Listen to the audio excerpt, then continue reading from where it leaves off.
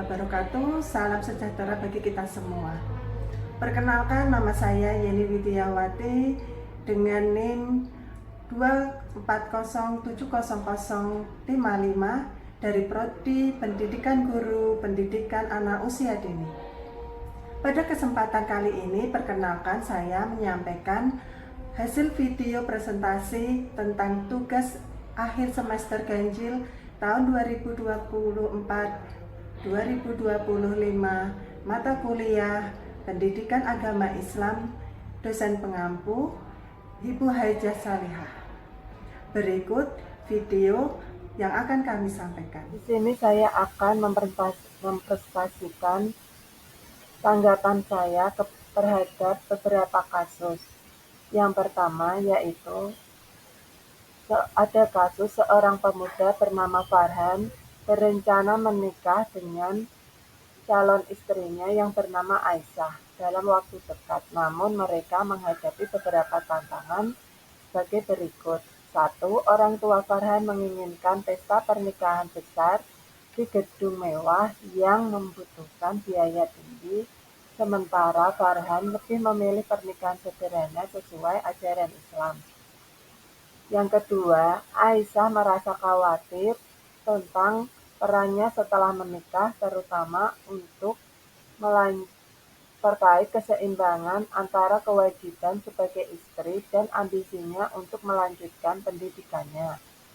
Yang ketiga, beberapa teman Farhan menyarankan agar ia menunda pernikahan hingga memiliki harta yang lebih banyak. Farhan merasa sudah cukup mampu secara finansial untuk membangun rumah tangga yang sederhana.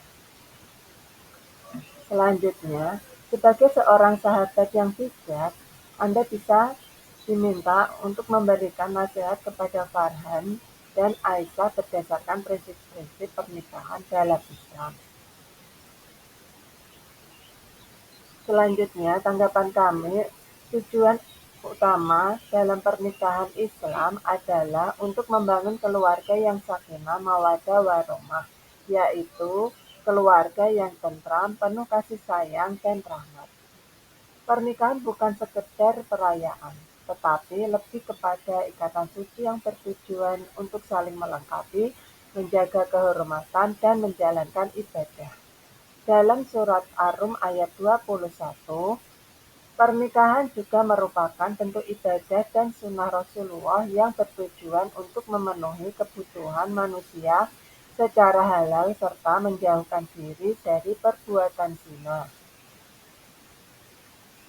Relevansi kami terhadap keputusan Farhan dan Aisyah sebagai berikut. Pernikahan Farhan dan Aisyah seharusnya menjadi sarana untuk menciptakan lingkungan yang harmonis dan mendukung satu sama lain dalam mencapai kebahagiaan dan ketenangan hidup. Oleh karena itu, penting bagi mereka untuk mempertimbangkan nilai-nilai dalam setiap keputusan yang diambil oleh mereka.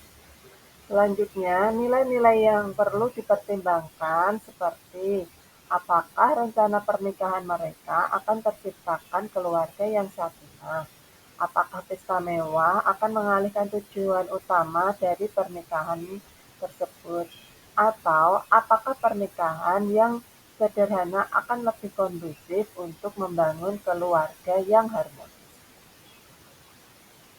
Selanjutnya, solusi dalam mengatasi tantangan-tantangan tersebut. Yang pertama, ada tantangan tentang tekanan dari orang tua mereka terkait pesta pernikahan. Yang dapat dilakukan oleh Farhan dan Aisyah adalah perlu berkomunikasi dengan orang tua, menjelaskan alasan mereka memilih pernikahan yang sederhana. Yang kedua, yaitu memberikan alternatif untuk mengadakan resepsi di lokasi yang terjangkau atau mengurangi jumlah tamu, serta dapat mencari kesepakatan bersama antara mereka dengan orang tua. Yang tantangan selanjutnya yaitu kekhawatiran Aisyah tentang peran dan pendidikannya setelah menikah. Aisyah dapat berbicara dengan Farhan mengenai keinginannya untuk melanjutkan pendidikannya. Kemudian Mereka dapat membagi waktu antara tanggung jawab rumah tangga dan pendidikan Aisyah. Mereka dapat saling membantu dalam menyelesaikan pekerjaan rumah tangga dan tugas pendidikan dari Aisyah. Tantangan yang ketiga yaitu saran dari teman Farhan untuk menunda pernikahan. Yang dapat dilakukan Farhan dan Aisyah yaitu perlu mempertimbangkan saran dari teman-temannya tersebut dengan baik. Bila memang mereka merasa sudah siap secara finansial dan sosial, emosional, maka penundaan pernikahan tidak perlu dilakukan. Keputusan yang diambil oleh Farhan dan Aisyah harus berdasarkan keyakinan dan pertimbangan mereka yang sangat matang. Sebagai sahabat, kita dapat memberikan saran dalam cara menjalani pernikahan sesuai nilai-nilai Islam, yaitu yang pertama secara spiritual, dengan memperkuat ikatan spiritual seperti sholat berjamaah, membaca Al-Quran dan berzikir bersama, mengikuti kajian tentang hak dan kewajiban dalam pernikahan. Secara sosial, dapat menjalin silaturahmi dengan keluarga besar dan teman-teman mereka berdua, serta bergabung dengan komunitas Muslim. Yang ketiga, secara finansial, dengan membuat rencana anggaran dalam mengatur keuangan dalam rumah tangga dan mencari nafkah yang halal untuk mencukupi kebutuhan keluarga. Kemudian, tentang kasus yang kedua, ada seorang pendidik bernama Ustadz Hasan mengajar di sebuah sekolah Islam terpadu. Ustadz Hasan dikenal sebagai guru yang cerdas dan memiliki ilmu agama yang mendalam. Namun, beberapa murid merasa kurang nyaman karena gaya mengajarnya cenderung keras dan kurang memperhatikan pendekatan emosional. Akibatnya, sebagai siswa merasa takut bertanya atau berdiskusi secara terbuka di kelas. Di sisi lain, para orang tua menginginkan agar pendidikan agama Islam di sekolah tersebut tidak hanya mengajar ilmu agama, tetapi juga membentuk akhlak yang mulia, kemampuan berpikir kritis, dan sikap toleran terhadap perbedaan. Sebagai seorang kepala sekolah, Anda diminta untuk memberikan solusi kepada Ustadz Hasan agar ia dapat menjadi pendidik yang lebih ideal sesuai dengan perspektif Islam, yaitu sebagai mu'alim, pengajar, murabi, pendidik, akhlak, mudzakir, pemberi nasihat, dan musik pembimbing. Pertama, prinsip-prinsip utama pendidik dalam Islam ada 5, yaitu yang pertama berakhlak mulia. Pendidik harus berperilaku jujur, adil, dan bertanggung jawab. Yang kedua, teladan. Seorang pendidik harus menjadi teladan bagi siswanya. Ketiga, sabar. Seorang pendidik harus sabar dalam menghadapi berbagai karakter siswa dan tantangan dalam proses pembelajaran. Prinsip yang keempat, berpusat pada anak. Proses pembelajaran mengutamakan kebutuhan dan karakteristik individu siswa dengan metode pembelajaran yang menarik dan menyenangkan.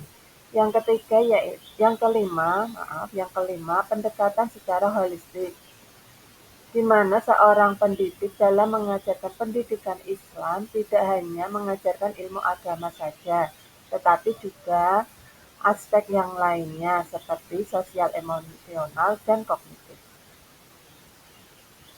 Strategi praktis yang bisa diterapkan untuk meningkatkan hubungan antara pendidik dengan siswa, yang pertama yaitu dengan membangun komunikasi yang efektif, dengan menciptakan suasana kelas yang terbuka sehingga siswa dapat berbagi pendapat tanpa merasa takut.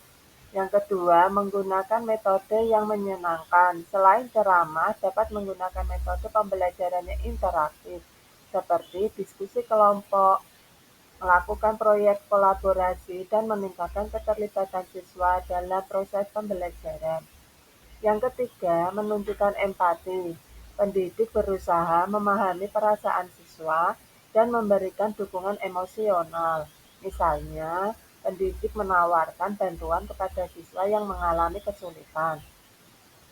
Menghargai usaha dan prestasi siswa untuk meningkatkan rasa percaya diri dan menciptakan suasana positif di kelas.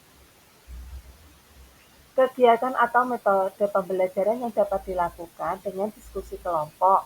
Dengan membentukkan kelompok untuk siswa, maka diskusi topik akan membuat mereka berpikir kritis dan bertukar pikiran. Kemudian, dengan pembelajaran permainan edukatif.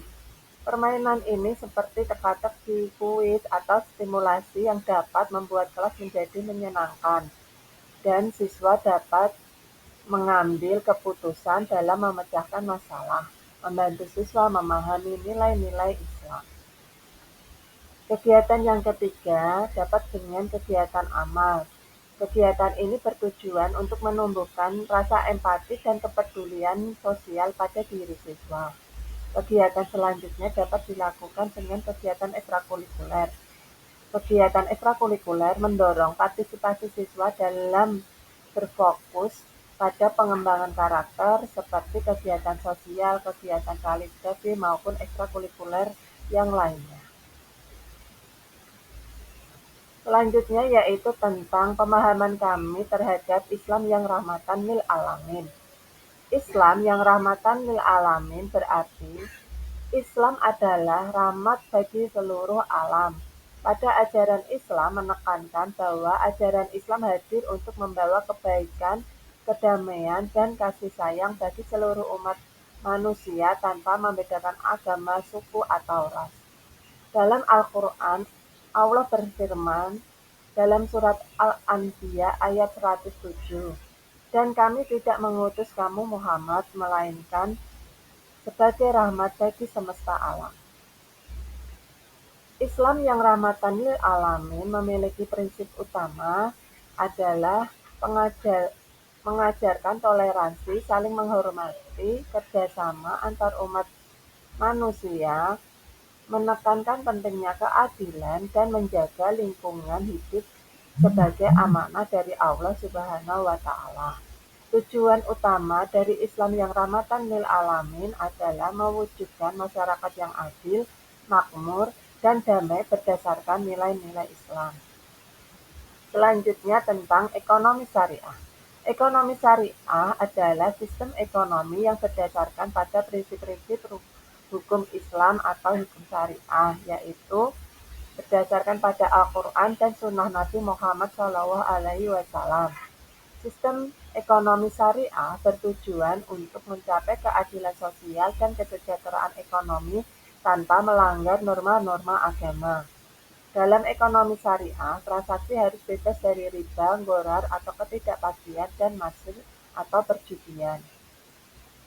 Ekonomi syariah memiliki prinsip-prinsip seperti keadilan, transparansi, kemanfaatan, dan tanggung jawab sosial. Instrumen ekonomi syariah yang biasa digunakan yaitu dalam zakat, infak, wakaf, mudharabah, dan musrakah. Selanjutnya yaitu pernikahan dalam Islam. Pernikahan dalam Islam adalah ikatan suci antara seorang pria dan wanita yang diatur oleh syariah, dengan tujuan untuk membentuk keluarga yang sakinah, mawaddah, dan rahmah. Pernikahan dalam Islam hukumnya adalah sunnah muakkadah, artinya sangat dianjurkan untuk dilakukan. Syarat dan rukun dalam pernikahan Islam yang harus dipenuhi seperti adanya wali, 2 orang saksi, ijab qabul, dan mahar. Demikian video presentasi yang kami sampaikan dengan tujuan memenuhi tugas ujian akhir semester ganjil Pendidikan Agama Islam. Semoga bermanfaat bagi kita semua. Wassalamualaikum warahmatullahi wabarakatuh.